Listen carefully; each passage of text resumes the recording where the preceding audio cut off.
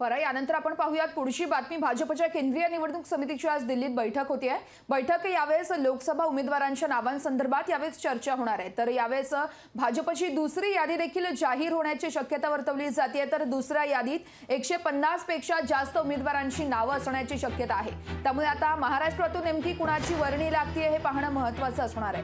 भाजपच्या केंद्रीय निवडणूक समितीची आज दिल्लीत बैठक होती आहे। या बैठकीत लोकसभा उमेदवारांच्या नावांवर शिक्कामोर्तब होईल। तर भाजपची दुसरी यादी ही आज जाहीर होण्याची शक्यता वर्तवली जाते आणि याच यादीमध्ये 150 पेक्षा जास्त उमेदवारांची नावे असण्याची देखील शक्यता आहे। तर यामध्ये आता महाराष्ट्रातील कोणाकोणाचा समावेश आहे, कोणत्या नेत्यांचा यात समावेश आहे, यावरून आता अनेक चर्चा होत असतानाच आज ही जर यादी जाहीर केली तर या संपूर्ण नावांचा उलगडा होणार आहे। फरक आपण पाहतोय भाजपची दुसरी यादी आज जाहीर होण्याची शक्यता वर्तवली जाते।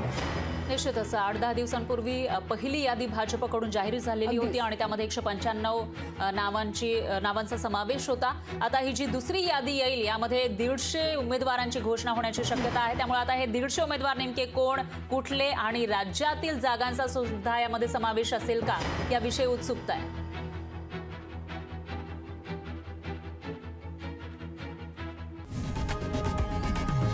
लोकशाही मराठी ऐका, पहा, जागरूक रहा।